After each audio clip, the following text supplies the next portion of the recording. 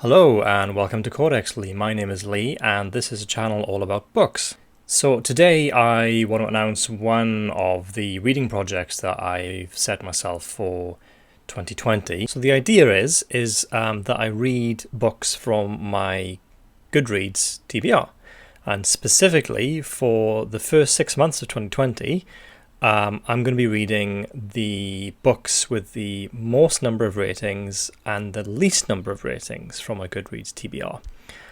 And there's a bit of a twist to this, so I'm going to do 5 books on my Goodreads TBR that I own with the most number of ratings. And I'm going to do 5 books that I own in my Goodreads TBR with the least number of ratings. And then I'm going to choose one book each from the most number of ratings and the least number of ratings from a Goodreads TBR that I don't own. So in total, it'll be 12 books, 10 of which I own, 2 of which I don't, based on the most number of ratings on Goodreads or the least number of ratings on Goodreads. Make sense? Okay.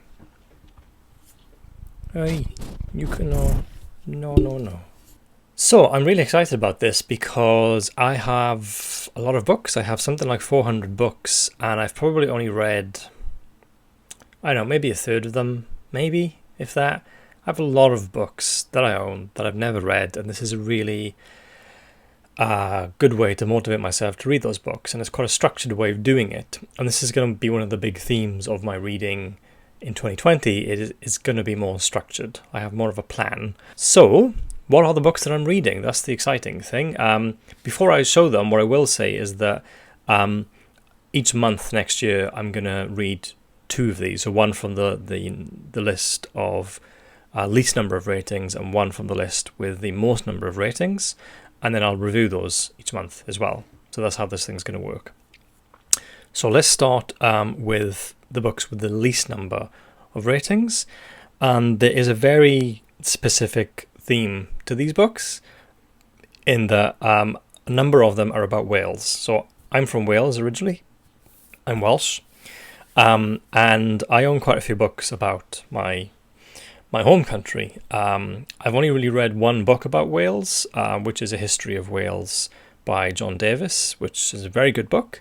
But I want to read a lot more. So I'm really excited to be reading these books and sharing with you what I'm learning about the country that I was born in and the country that I grew up in. So let's start with this book, and that is Yesterday's Gower by J. Mansel Thomas. I believe that I bought this in a bookshop in the Gower. So I have been on holiday in the Gower twice at a lovely estate in the Gower. And I don't know a great deal about the Gower Peninsula itself. It'd be really interesting to read about somewhere that I've spent a bit of time in. So the next book about Wales that I'm going to be reading is called Wales, an Anthology. And this is edited by Alice Thomas Ellis with illustrations by Kiffin Williams. So as I said, this is an anthology. So this contains a number of different poems and essays and reflections about Wales, and I'll just read you some of the chapter headings to get a sense of that. So chapter 1 is Language, Character, Climate. Chapter 2, Food, Drink, Health. Early History, Invasion, Battles. Right through to Religion, Hymns, Preachers, Bards, Choirs, Eisteddfodau. The Eisteddfod is like a cultural festival which takes place in Wales every year. And then the third and final book that I'm reading from this list about Wales specifically is one that I picked up recently when I was visiting Wales. I was in Cardiff. I went to Waterstones in Cardiff, which has, as you'd expect, really, I suppose, shelves and shelves of books about Wales. And I saw this one. I was really excited by it. So it's called Rocking the Boat, Welsh Women Who Championed Equality 1840 to 1990, and this is by Angela V. John. I'll read a bit of the blurb for you. This insightful and revealing collection of essays focuses on 7 Welsh women who in a range of imaginative ways resisted the status quo in Wales, England and beyond during the 19th and 20th centuries. So I don't think I'd heard really of any of the women included in this book. I've had a little look at the chapters. So you've got Frances Hogan, Margaret Wynne Nevinson, Edith Picton Turberville, the Rees sisters, Lady Rhondda, and Mena Gali.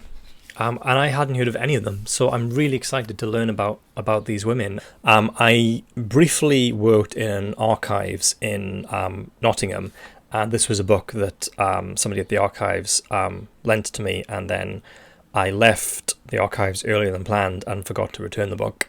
So technically this is stolen, but shh. So this is called These Uncertain Times, Newark and the Civilian Experience of Civil Wars 1640 to 1660. So, you know, I have a link to this subject in that I'm interested in the English Civil War. I've read a lot of literature written during that period. And because I lived in the East Midlands and I have visited Newark, I thought it would be quite interesting to read this. It's not very long. It's maybe like 100 pages or so. It was written by a local historian who used the archives I worked in to write this book. So I think that'll be quite interesting. We'll see. And the fifth and final book from the list of books I own that have the least number of ratings on Goodreads is this one. And you can see there's not really much to see on the cover. But this is called Human Futures, and it's edited by Andy Miah. And this is a collection of basically academic essays. It's a strange book, so it has lots of photography and lots of things like just reflecting on, as it says, human futures, I think. I got this book from a place called the Book Barn, which is in Somerset, and I was really excited to visit the Book Barn because it is a barn of books, and when I got there, a lot of the best books had just gone. There were large gaps in the shelves. It had really been picked over, and this was one of the few books I found that I thought was worth getting, so it'll be nice to read this. I think it might be a little bit challenging, but I'm going to give it a go. And so the last book from the list of books with the least number of ratings that I'm going to read, and so this is going to be the one book that I don't own, and it's called The Handbook of Human-Centric Visualization, and this is edited by Weidong Huang. So by profession, I am a data analyst. I do a lot of data visualization and data analysis, and I have a number of different books about data, about statistics and data and visualization and visual design. And this is an entire volume which runs to something like, I think, 6, 7, maybe even 800 pages, with various different academics reflecting on, as the title says, human-centric visualization. So like the Human Futures volume, this is going to be more academic. It's going to be quite dense, quite difficult to get through, I think. But because it's quite relevant to what I do, I thought it'd be really interesting to read that book. So one thing I want to say about all the books that I've already mentioned is because they have so few ratings on Goodreads. In fact, I think all the books I've mentioned so far have 0 ratings on Goodreads. I'm not only going to rate these books, but I'm also going to write reviews for each of these books as well to hopefully give them a little bit more visibility. And of course, I will be talking about them on this channel as well. Okay, so we've done the books with the least number of ratings, and what about the books with the most number of ratings? So these should be the books that hopefully many of you are more familiar with. So I'm going to do this according to, right from the title with the most number of ratings down to the least number of ratings from the 5 with the most number of ratings from a Goodreads TBR. Does that make sense? Hopefully it does. So first, the book that has the most number of ratings from my Goodreads TBR of the books that I own, and that is Jane Eyre by Charlotte Brontë. I've read some of this because this was a text that was assigned to me during my degree, and I never finished it before the seminar. I kind of blabbed my way through that seminar. So I've read some of this. In my defense, I've read Wide Sargasso Sea, which, is a book that is connected to this, is on the periphery of this particular tale, but I've never read Jane Eyre from start to finish. This has 1,486,260 ratings on Goodreads as of filming this video. So a very popular book and also very well rated. It has an average of 4.12. So I'm really looking forward to reading Jane Eyre. Next up from the list of the most number of ratings is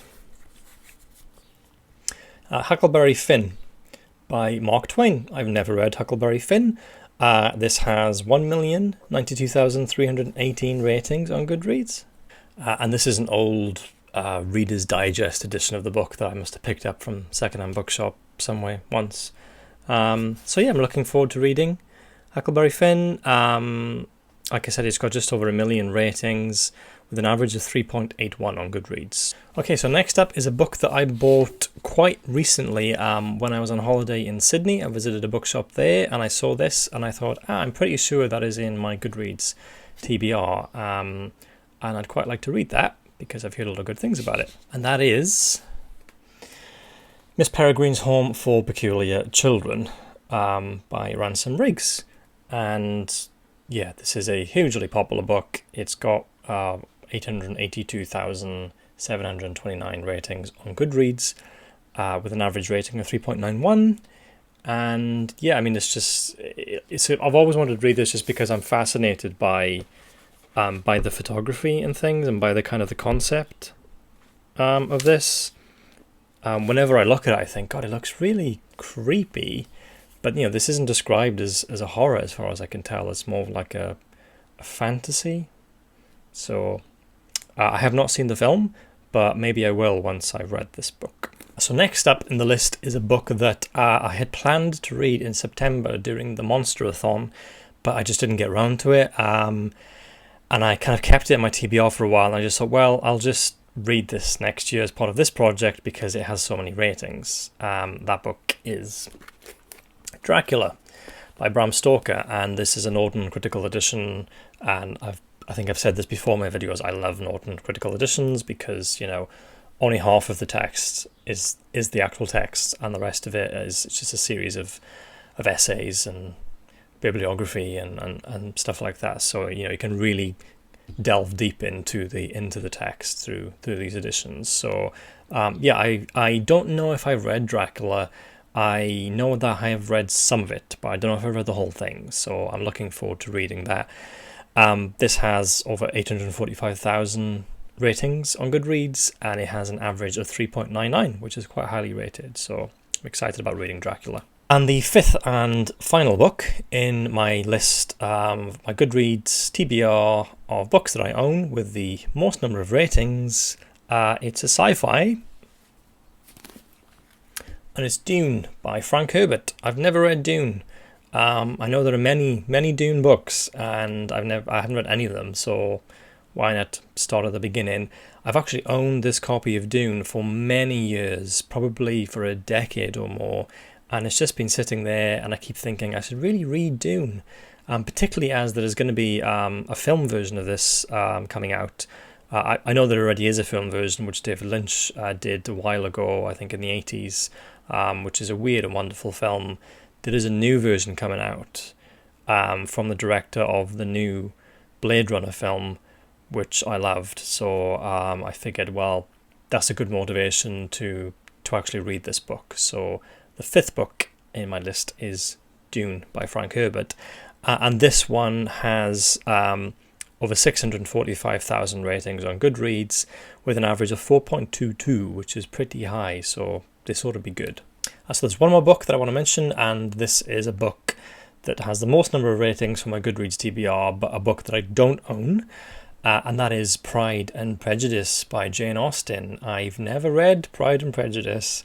I know a lot about Pride and Prejudice, as most people do, but I've never read it, so it'll be interesting to read that and Jane Eyre as well, you know, two books from similar era with some similar themes, and both of which I probably should have read when I was a student and didn't. So Pride and Prejudice has over 2.6 million ratings on Goodreads, so it is by far the most rated book from my list, and it has an average rating of 4.25, which is quite high. So I'm very excited about reading Pride and Prejudice, and I've actually I'm going to listen to this one on Audible.